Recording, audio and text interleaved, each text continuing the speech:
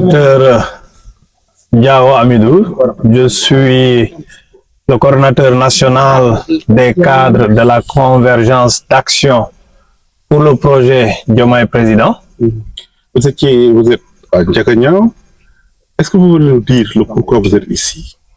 Alors, nous sommes à Ndiaganiao aujourd'hui pour apporter un don de matériel médical. Un don qui nous a été remis par des partenaires et le président de la République nous a instruit de venir remettre ce lot qui fait une valeur environ de 10 millions de francs CFA. Ce n'est pas beaucoup, vous conviendrez avec moi, mais pour toute chose, il y a un début, il y a un commencement. C'est une valeur symbolique, mais c'est un début dans la longue route, le long chemin qui consiste à équiper, à relever le plateau médical, le plateau sanitaire à travers le territoire national. La longue route qui nous mènera certainement à la souveraineté sanitaire. Et quelle est la composition du matériel, c'est quoi exactement? Le matériel est composé de lits électriques, d'un échographe portatif, du matériel de bureau, de la climatisation, mais également des appareils de prise de constante sanitaire, des tensiomètres, entre autres. Et je pense que la liste n'est pas exhaustive. Voilà, des ordinateurs, du matériel bureautique. Voilà. On sait que Ndiaganiao est composé de 4 postes de santé. Est-ce qu'on peut s'attendre à ce que d'autres matériels puissent être envoyés ici pour les autres postes de santé? J'ai pris l'engagement solennel tout à l'heure devant l'infirmier chef de poste, M. Sow, d'être personnellement l'avocat de ces postes de santé et du district de santé qui couvre cette zone. J'ai pris cet engagement et donc je transmettrai à qui de droit toutes les doléances que nous avons entendues, entre autres les équipements nécessaires pour faire face au bon fonctionnement de ces structures de santé, mais également la ressource humaine, que ce soit de la formation, que ce soit de la prise en charge comme fonctionnaire de l'État, tout un ensemble de choses qui sont nécessaires pour que le plateau sanitaire soit d'un niveau meilleur. À cela également, peut-être on peut s'attendre à ce que Ndiaganiao puisse avoir son centre de santé. Ndiaganiao mérite mieux qu'un centre de santé, pourquoi pas un hôpital de niveau 3.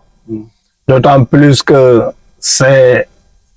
il est vrai que le président de la République, c'est le président de tous les Sénégalais, mais permettez-moi de dire que d'autant plus que le premier serviteur de la nation est originaire d'ici, je pense qu'au même titre que toutes les populations de ce pays, les gens d'ici méritent un hôpital de niveau élevé pour faire face à tous les besoins sanitaires dans la dignité et dans le respect de la vie humaine.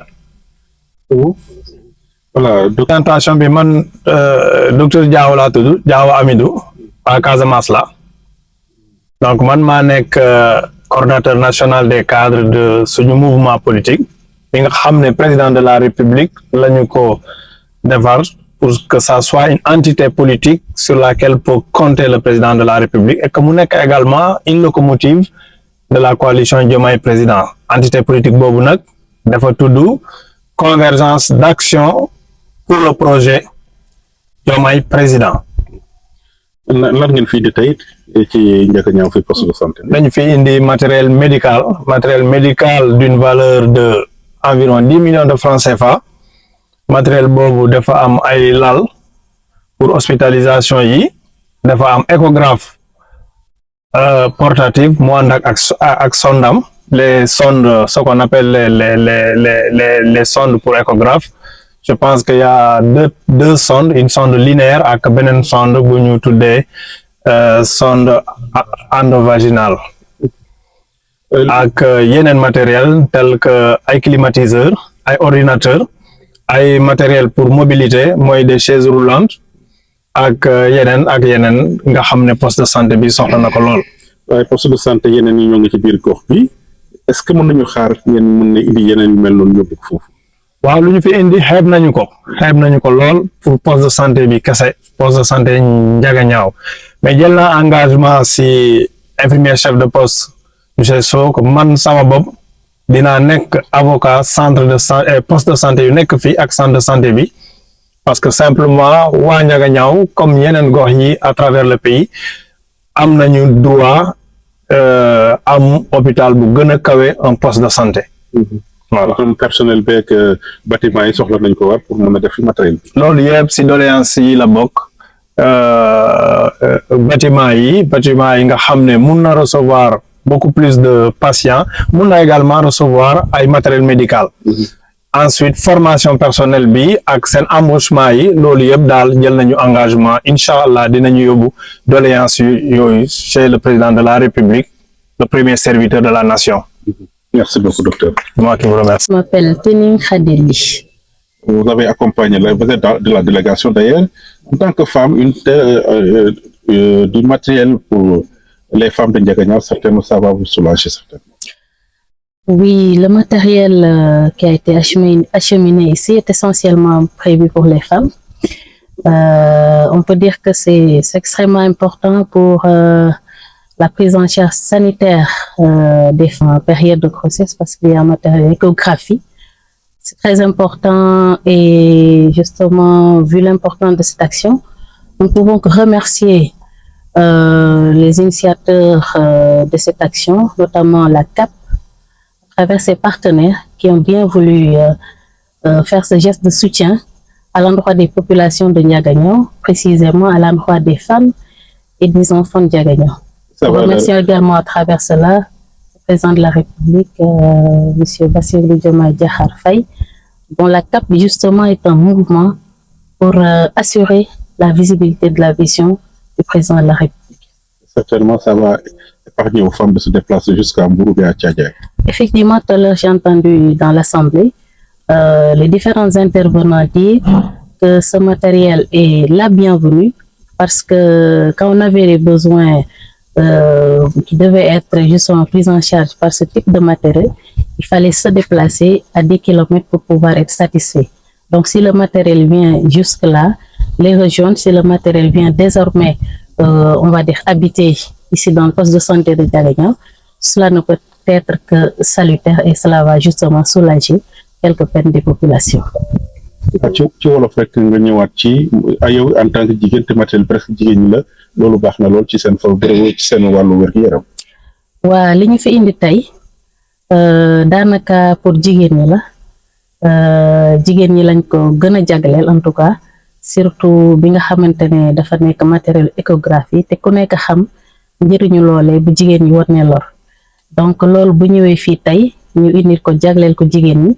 yaakaar naa ne jigéenu Ndiaganiao yëpp war nañ ci am contentement waaye nag ñi remercier ñi nga xamante ne ñoom ñoo am mëbët bu rafet bi xalaat bu rafet bi muy le mouvement CAP ñoo am xalaat indi lii fii nga xamante ne fii la président dëkk bi Ndiaganiao ñu indi ko ngir dimbale ko jigéen ñi dimbale ko population Ndiaganiao ñu ngi gërëm le mouvement CAP nga xam ne moom ci lépp li muy yëngu mooy fësal li nga xam ne président de la République mu ngi koy def ci réew mi fësal li nga xamante ne mooy gis-gisu président ci réew mi waaye aussi dooleel président ba fa mu bëgg a àgg mu àgg fa. te lii matériel dina tax jigéen dootu jóge fii di dem Mbour wala yeneen i dëkk. waaw ba sànq bi ñuy wax ci biir mbooloo mi daanaka ñu wax ñëpp te nekk fii ci dëkk bi nee nañu bu ñu amoon soxla yi nga xamante ne matériel bi moo lay faj dañu daan dem dox ay kilomètres wala boog def ay jéego. dem ci yeneen dëkk jéegaate ko donc bu ñu toogee tey ba matériel bi ñëw fekk ci leen war a nekk fii ak ñoom loolu mënuñ def lu dul am ci mbégte am ci contentement te xam ne lii nag mooy daanaka jéego nuyoo bi nga xam ne moom la mouvement CAP bi nga xam ne mooy dooleel président di ko jàppale mooy jéego nuyoo bu mu indi yeneen dina ñëw bu soobee yàlla ndax nag comme ni ko wolof di waxee rek te mu set bee sa wayu tànk donc booy bay dangay njëkkee sa wayu tànk donc comme fii la président juddoo fii la fekk baax lu baax lu nu am rafet na aussi ñu indi ko fii pour que ñi dëkk Ndiaganiao aussi ñu xam ne seen doom fàttewu leen bàyyiwu leen saa su ne xelam a ngi ci ñoom kon ñii ñëw indi lii dañ ko indi ci ndogalu président wala boog dañ ko indi en tout cas pour jàppale président dooleel ko fi nga xam ne fi la dëkk ndax nag waa Ndiaganiao buñ jàppee président dana dalal xelam dana ko dooleel ñu di leen wax ni nañu nekk ci ginnaaw président nan dooleel président nan ko jàppale ndax seen doom la te nit du am doomam di ko sànni boo amee sa doom sànni ko keneen dina ko for jëriñoo ko balaa loolu dañ ci fekk nag kon waa Ndiaganiao nañ jàppale président de la république gunge ko ba mu àgg fi mu war a àgg en tout cas mouvement CAP ci loolu la nekk ci loolu lay yëngu te ci loolu lay woo ñëpp ñu jàppale président. Jërëjëf, merci. Alors vous êtes qu'est-ce que vous représentez? Merci beaucoup. C'est Dr Abdou Faye, membre de la coalition Diomaye Président, un collaborateur proche de M. Lababa, qui est à la tête du CAP, Convergence d'action pour le projet, qui est une entité politique qui a vocation d'aider le président de la République dans sa gouvernance au niveau du Sénégal. Vous êtes de la zone. Oui. Les problèmes sanitaires, c'est quoi exactement ici?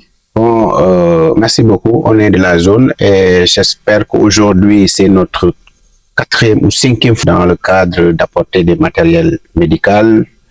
Et ceux qui sont là connaissent nos actions de développement au niveau de la commune. Mais ce qui est plus important aujourd'hui, c'est de remercier la convergence d'action pour le projet qui, à la tête duquel M. Lababa Faye, on a beaucoup échangé. J'étais un peu surpris quand il m'a demandé de faire une liste de tous les besoins du poste de santé de Ndiaganiao. Je l'ai transféré comme M. Sow me l'a transféré et ça a été acheté intégralement et ça fait une valeur de 10 millions environ. Et ça vraiment, c'est une première pour Ndiaganiao. C'est montrer qu'aujourd'hui, le président de la République, à travers le mouvement CAP, à travers la coalition Diomaye Président, n'est plus dans la polémique, mais on est dans l'action pour le développement du Sénégal. En tant que doomu dëkk bi. En tant que doomu dëkk bi, c'est Dr Abdou Faye, membre de la coalition Diomaye Président, un collaborateur proche du président de la République, mais aussi de Lababa Faye, qui est aujourd'hui à la tête du mouvement Bounitoudou CAP, des convergences d'action pour le développement, pour le projet, des entités comme à l'instar de la coalition Diomaye Président, nekkuñu ci ay positionnement ci ay politique, mais dañoo nekk ci action yi nga xam ne mooy développer Sénégal te loolu la Diomaye woote ci loolu lañ nekk. Merci beaucoup. Merci beaucoup.